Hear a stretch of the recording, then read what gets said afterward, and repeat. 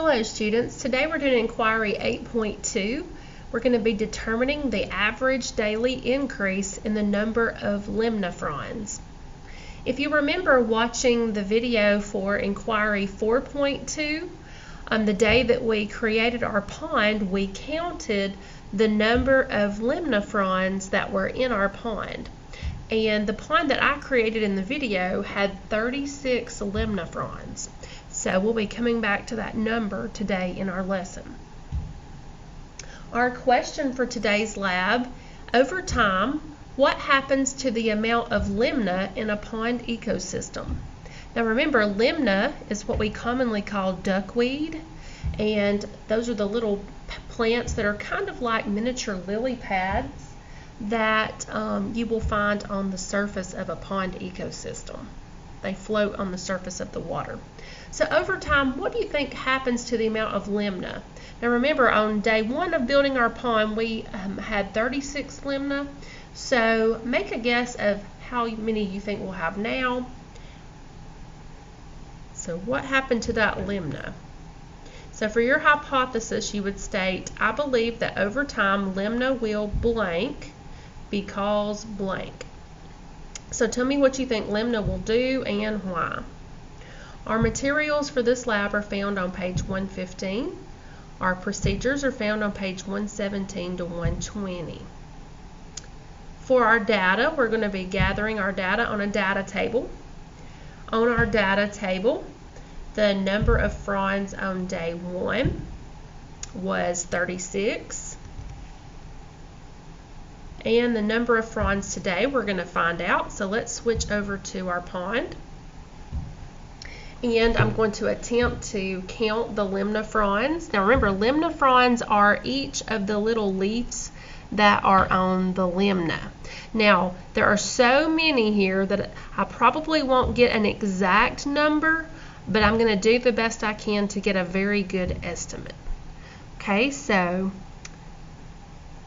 1, 2, 3, 4, 5, 6, 7, 8, 9, 10, 11, 12, 13, 14, 15, 16, 17, 18, 19, 20, 21, 22, 23, 24, 25, 26, 27, 28, 29, 30, 31, 32, 33, 34, 35, 36, 37, 38, 39, 40, 41, 42, 43, 44, 45, 46, 47, 48, 49, 50, 51, 52, 53, 54, 55, 56, 57, 58, 59, 60, 61, 62, 63, 64, 65, 66, 67, 68, 69, 70, 71, 72, 73, 74, 75, 76, 77, 78, 79, 80, 81, 82, 83, 84, 85, 86, 87, 88, 89, 90, 91, 92, 93, 94, 95, 96, 97,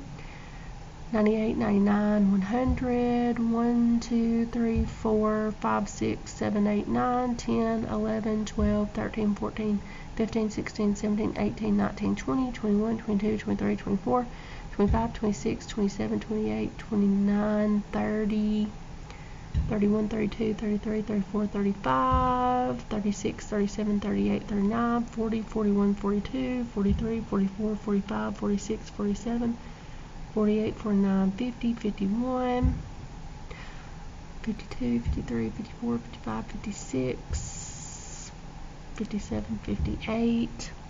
I am trying to estimate here, and my best count I can get without going cross-eyed because they're so small is about 158.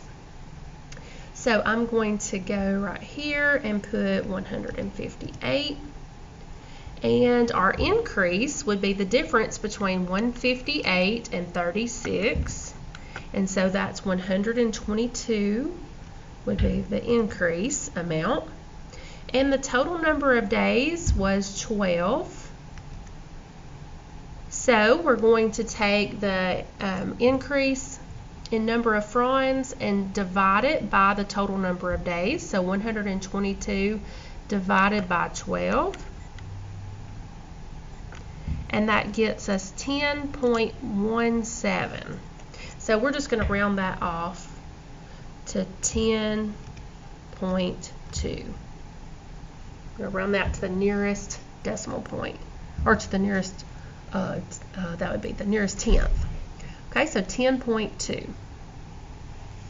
Okay, so we averaged about 10.2 fronds per day. So the limna reproduce very rapidly, don't they?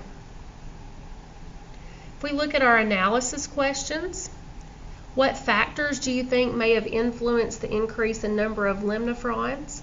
Well, one thing you at home have not seen is that the ponds are stored in our light boxes in our classroom, and so they are exposed to sunlight 24 hours a day. And so instead of that being like 12 days on the calendar, that would kind of represent at least 24 days, because they're 24 hours a day, 7 days a week, they've been in the light box exposed to sunlight. So you know when plants are exposed to sunlight, they can grow and reproduce more rapidly. So the conditions in there were warm, there was plenty of sunlight, and so they had those factors there that probably influenced how fast they were growing. Okay, if limna reproduced to cover the entire top of your pond, or a real pond, what effects do you think this might have on the pond and its inhabitants? And I'm going to show you an example of what a pond would look like that is covered in limna. So let me get one of those ponds.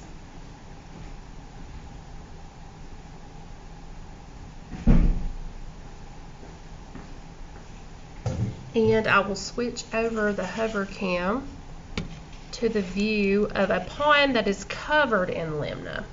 So let's switch over to the camera view. As you can see, this pond that is covered in limna, the whole surface is covered. So what effect do you think this might have on the organisms that live under the water of a pond that is covered in limna? Okay, and then on number 3, I want you to describe the other changes you observed in your pond, not the limna covered pond, but your pond. If you'll remember, in 8.1, we saw that there was an abundance of microorganisms that were swimming around in the pond. Also, just the appearance of your pond has changed too. So think about that and describe that on question 3. Okay, if we look at our vocabulary, remember that limna is the scientific name for duckweed. It's actually the genus name. There are several species of limna. The type of limna that we have is limna minor, but there are different species of limna or duckweed. Duckweed's its common name, but limna is its scientific name. And remember, the fronds are the leaves of plants like limna. Some other plants also call their leaves fronds, like for example ferns. The leaves of a fern are called fronds. And then a few words to review over: ecosystem, macroorganisms, microorganisms. Now if you'll think back to Unit 1, we studied about the reproduction of organisms, and limna can reproduce asexually. It's called budding. And what happens is one limna frond starts to grow more cells off of its side, which look just like the original. And so that those new cell growth, which turn into a new leaf of the limna, are called a bud. And budding is a type of asexual reproduction. That's where the limna make more limna plants by creating them through asexual reproduction.